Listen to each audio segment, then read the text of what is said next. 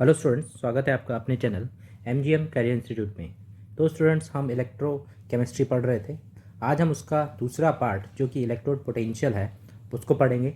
उससे पहले अगर आपने हमारे चैनल को सब्सक्राइब नहीं किया है तो जल्दी से सब्सक्राइब कर दें और बेल आइकन को प्रेस करना ना भूलें ताकि आपको हमारे डेली लाइव लेक्चर्स का नोटिफिकेशन सबसे पहले मिले। ओके स्टूडेंट्स, तो आइए हम बात करते हैं आज इलेक्ट्रो केमिस्ट्री में पार्ट 2 इलेक्ट्रोड पोटेंशियल की। तो इलेक्ट्रोड पोटेंशियल क्या होता है?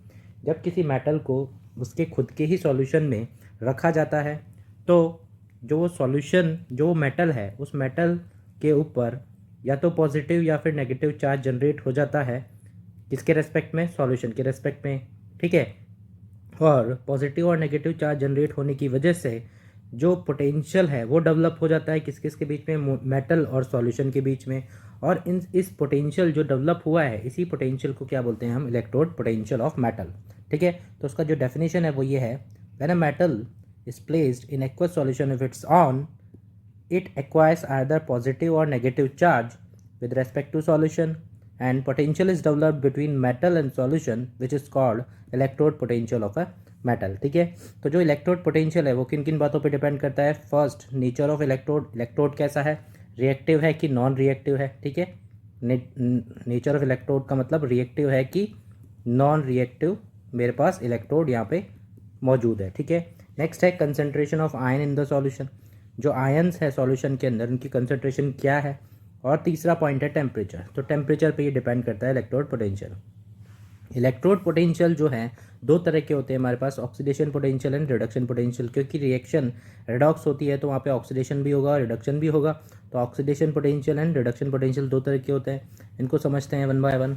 ऑक्सीडेशन पोटेंशियल, देखो यहाँ पे आपको एक डायग्राम दिखाई दे रहा होगा जिसमें मैंने एक मेटल की रॉड ले रखी है और वो मेटल कौन सा है? जिंक। तो पॉजिटिव नेगेटिव ये होगा। अब यहाँ से क्या होगा?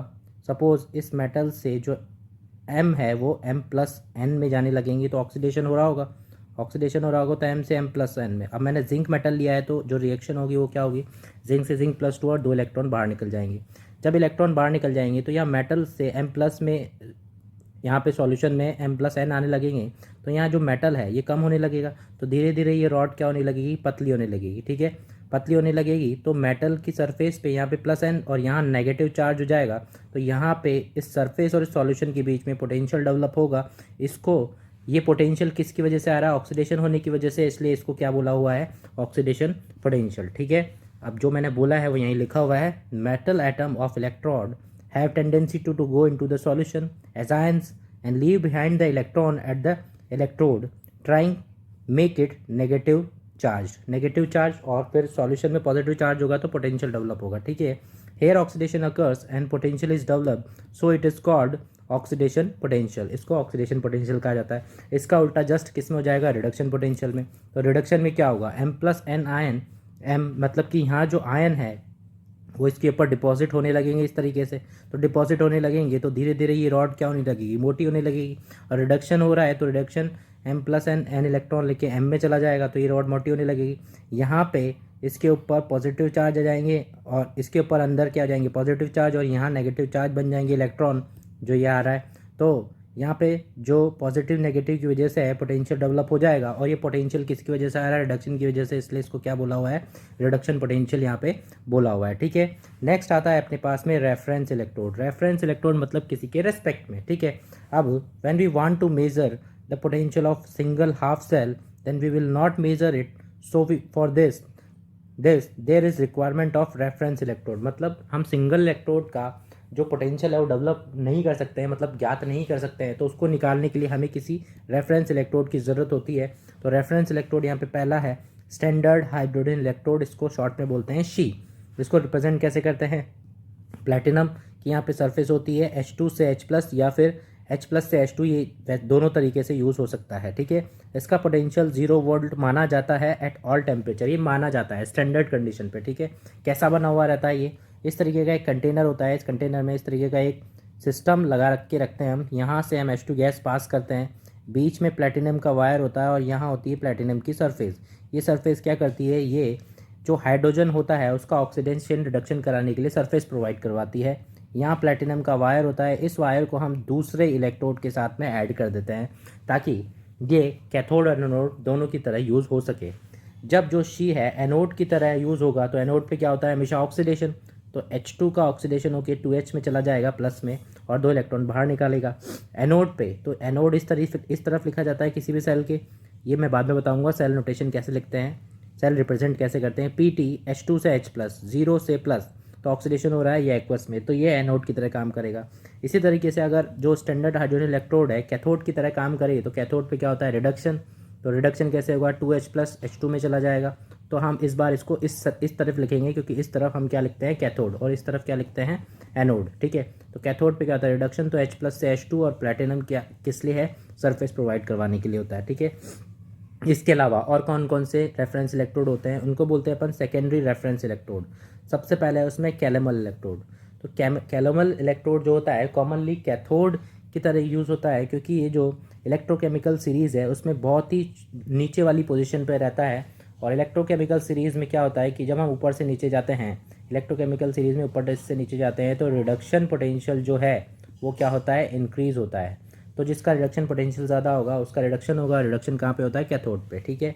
जब ये कैथोड की तरह यूज़ होता है तो इसकी जो रिएक्शन होगी वो होगी 1/2 Hg2Cl2 से Hg प्लस Cl माइनस, और इसको हम लिखेंगे किस तरीके से, इस तरीके से इस सेल को लिखते हैं। नेक्स्ट आता है सिल्वर क्लोराइड इलेक्ट्रोड, मतलब AgAgCl इलेक्ट्रोड। जनरली ये भी कैथोड की तरह यूज़ होता है क्योंकि ये भी इलेक्ट्रोकेमिकल सीरीज़ में बहुत ही लो पोजीशन पे सिचुएटेड रहता है, ठीक है। इसकी रिएक्शन अगर लिखेंगे तो AgCl एक इलेक्ट्रॉन लेके Ag प्लस Cl माइनस में चला जाएगा, जिसको अगर लिखने का तरीका है AgCl AgCl माइनस, ठीक है। जो ऊपर वाले दोनों इलेक्ट्रोड है कौन कौन से reference electrode, secondary reference electrode, उनके लिए दोनों SRP और SOP जीरो नहीं होता है। इनका SRP और SOP जो है स्टैंडर्ड हाइड्रोजन इलेक्ट्रोड शी से निकालते हैं फिर इसको रेफरेंस इलेक्ट्रोड की तरह यूज़ करते हैं, ठीक है। नेक्स्ट आता है अपने पास में इलेक्ट्रोकेमिकल सीरीज़। यहाँ पे आपको कुछ सीरीज़ दिखाई दे रही होगी जो हमें टॉप टू बॉटम, अब मैं इसको पूरा इस तरीके से नहीं दिखा सकता हूँ तो टॉप टू बॉटम को मैंने इस तरीके से दिखाया है। यहाँ पे सबसे पहले आएगा लिथियम, फिर हम नीचे की तरफ जाएंगे, फिर यहाँ से ये इधर जाएगा आयरन, फिर हम और नीचे जाएंगे, फिर I2 से इधर की तरफ Ag और फिर हम और नीचे जाएंगे। तो इस तरीके से ये है, जैसे जैसे हम इलेक्ट्रोकेमिकल सीरीज़ में नीचे की तरफ जाते हैं रिडक्शन पोटेंशियल बढ़ता जाता है। तो अगर रिडक्शन पोटेंशियल बढ़ता जाएगा तो जो ऊपर वाले एलिमेंट होंगे वो सारे क्या होंगे बेस्ट रिड्यूसिंग एजेंट होंगे। जैसे लिथियम सबसे ऊपर है तो मैं बोल सकता हूँ कि ये बेस्ट रिड्यूसिंग एजेंट है, और जो F2 है वो सबसे नीचे है तो ये क्या होगा बेस्ट ऑक्सीडाइजिंग एजेंट कहलाएगा। और ऊपर से नीचे जाते हैं तो क्या बढ़ता है इसमें रिडक्शन पोटेंशियल बढ़ता है। अब इस इलेक्ट्रोकेमिकल सीरीज से हमें क्या क्या चीज़ें पता चलती हैं वो हम यहाँ पे देखते हैं। जैसे कि अगर मैं नीचे की तरफ जाता हूँ ग्रुप में, टॉप टू बॉटम जाता हूँ, तो नॉन मेटल की जो रिएक्टिविटी है वो तो बढ़ती है और मेटल की जो रिएक्टिविटी है वो कम हो जाती है, ठीक है। अगर मैं लिथियम से फ्लोरीन तक जाता हूँ तो स्ट्रेंथ ऑफ ऑक्सीडाइजिंग एजेंट क्या हो जाती है बढ़ जाती है, ऑक्सीडाइजिंग एजेंट की स्ट्रेंथ क्या हो जाएगी बढ़ जाएगी। इसके अलावा क्या पता चलता है हमें, टॉप टू बॉटम जाने पर रिडक्शन पोटेंशियल बढ़ता है, या मैं उल्टा बोलूँ कि ऑक्सीडेशन पोटेंशियल कम हो जाता है। तो हमें केवल एक ही चीज़ याद रखनी है, रिडक्शन पोटेंशियल बढ़ता है, इसी से सब कुछ हमें समझ में आ जाएगा। नेक्स्ट आता है ऑक्सीडाइजिंग पावर। ऑक्सीडाइजिंग पावर जो है वो प्रोपोर्शनल टू होती है SRP के, प्रोपोर्शनल टू होती है 1/SOP के। अगर SRP के प्रोपोर्शनल है तो ऊपर से नीचे जाने पर ऑक्सीडाइजिंग पावर बढ़ रही होगी। तो देखो मैंने यहाँ पे लिखा भी है oxidising agent, strength of oxidising agent increase होती है, ठीक है। तो यही मतलब है यहाँ पे ऑक्सीडाइजिंग पावर बढ़ने का, SRP के डायरेक्ट प्रोपोर्शनल और SOP के इन्वर्स प्रोपोर्शनल। और रिड्यूसिंग पावर का अगर मैं बोलूँ तो डायरेक्ट उल्टा हो जाएगा, प्रोपोर्शनल हो जाएगा SOP के और इन्वर्सली प्रोपोर्शनल हो जाएगा SRP के, ठीक है। इसके अलावा डिस्प्लेसमेंट रिएक्शन कैसे हमें पता चलेगा, मोर रिएक्टिव नॉन मेटल जो है डिस्प्लेस कर देती है किसको, लेस रिएक्टिव मेटल या फिर नॉन मेटल को किसमें सॉल्यूशन में। इसको कैसे समझते हैं, जैसे कि यहाँ पे देखो जो कॉपर है वो Ag को यहाँ पे रिप्लेस कर रहा है तो बना रहा है CuNO3 और Ag। इसका मतलब सीरीज़ में अगर मैं देखूँ तो जो कॉपर है वो ऊपर है और जो Ag है वो नीचे है, तो ये ज़्यादा रिएक्टिव है और ये कम रिएक्टिव है तो ये इसको रिप्लेस कर देगी। लेकिन अगर मैं उल्टी रिएक्शन लिख दूँ Ag CuNO3 तो ये रिएक्शन ही पॉसिबल नहीं है क्योंकि जो Ag है वो कॉपर को रिप्लेस नहीं कर सकता। तो इसको याद करने का तरीका ये है कि जो ऊपर वाले एलिमेंट होते हैं वो नीचे वाले एलिमेंट को क्या कर देते हैं रिप्लेस कर देते हैं। सपोज A और B ये इलेक्ट्रोकेमिकल सीरीज़ में है तो जो A है वो B को रिप्लेस कर सकता है, लेकिन जो B है वो A को रिप्लेस नहीं कर सकता है। समझ में आ गया। नेक्स्ट आता है, अगर हाइड्रोजन के रेस्पेक्ट में मैं बात करूं तो मेटल अबव हाइड्रोजन वो डिस्प्लेस कर सकते हैं H2 को सॉल्यूशन से। जैसे कि देखो जिंक प्लस H2SO4 ये ZnSO4 H2 बना लेगा, लेकिन कॉपर प्लस H2SO4 ये रिएक्शन नहीं होगी, क्योंकि ये कॉपर है ये H2 को रिप्लेस नहीं कर सकता है। सीरीज़ में Zn सबसे ऊपर होता है, फिर हाइड्रोजन और फिर कॉपर। तो Zn हाइड्रोजन को तो कर सकता है, लेकिन कॉपर हाइड्रोजन को नहीं कर सकता डिस्प्लेस, लेकिन हाइड्रोजन कॉपर को कर सकता है। समझ में आ गया ये। नेक्स्ट आता है इसी के बेसिस पे, सीरीज़ के बेसिस पे एक क्वेश्चन है। On the basis of following chemical reaction decide position of metal ABCDE NH2 in electrochemical series. मतलब हमें एक छोटी सी इलेक्ट्रोकेमिकल सीरीज बनानी है इन रिएक्शंस के बेसिस पे। कौन सी रिएक्शन जो हमें इस क्वेश्चन में यहाँ पे दे रखी है, क्या क्या दे रखी है हमें। A प्लस H2SO4 ये ASO4 और H2 बना रहा है, मतलब इसका मतलब है ये रिएक्शन पॉसिबल है। मतलब जो A है वो H2 को रिप्लेस कर सकता है, हाइड्रोजन को रिप्लेस कर सकता है, तो A सबसे ऊपर होना चाहिए। A हाइड्रोजन और A में A ऊपर होना चाहिए और हाइड्रोजन कहाँ होना चाहिए, नीचे होना चाहिए, ठीक है। दूसरा C A को रिप्लेस कर रहा है, इसका मतलब C तो इन दोनों से C A से ऊपर होना चाहिए। समझ में आ गया। उसके बाद C E को रिप्लेस नहीं कर पा रहा, इसका मतलब E C से भी ऊपर होना चाहिए। तो मैं यहाँ दोबारा लिख लेता हूँ इसको, सबसे ऊपर E, फिर C, फिर A, फिर H2। अब यहाँ पे देखो D जो है हाइड्रोजन को रिप्लेस नहीं कर पा रहा है, D हाइड्रोजन को रिप्लेस नहीं कर पा रहा है, इसका मतलब जो D है वो हाइड्रोजन के नीचे होना चाहिए, ठीक है। नेक्स्ट है D जो है वो B को रिप्लेस कर पा रहा है, D B को रिप्लेस कर पा रहा है, इसका मतलब B जो है D के नीचे होना चाहिए। तो इस तरीके से इन रिएक्शन की मदद से मैं ये सीरीज़ बना सकता हूँ। तो ये सीरीज़ आ गई अपने पास और यही अपन से पूछा था, तो इसका जो आंसर आ जाएगा वो आ जाएगा E, then C, then A, then H2, then D and then B। तो ये छोटी सी इलेक्ट्रोकेमिकल सीरीज़ हमारे यहाँ पे बन जाएगी इन रिएक्शन के बेसिस पे, ठीक है। नेक्स्ट क्वेश्चन है which of the following is the strongest oxidising agent and reducing agent. तो इनमें से मुझे बताना है कौन सा स्ट्रॉन्गेस्ट ऑक्सीडाइजिंग एजेंट है और कौन सा स्ट्रॉन्गेस्ट रिड्यूसिंग एजेंट है। तो सबसे पहले मैं स्ट्रॉन्गेस्ट रिड्यूसिंग एजेंट तो आराम से बता सकता हूँ, क्या है, लिथियम है। Lithium and strongest oxidising agent या फिर मैं बोलूँ बेस्ट ऑक्सीडाइजिंग एजेंट वो क्या हो जाएगा, जो सबसे नीचे रहेगा वो होगा Ag। तो सीरीज़ में सबसे ऊपर होता है लिथियम और सबसे नीचे होता है Ag। यहाँ बात करें अगर Li plus Ag, copper plus 2 and zinc plus 2, मुझे पूछा है strongest reducing agent, strongest reducing agent. तो इस बार Li प्लस यहाँ पे नहीं होगा, स्ट्रॉन्गेस्ट रिड्यूसिंग एजेंट पूछा है अपन से।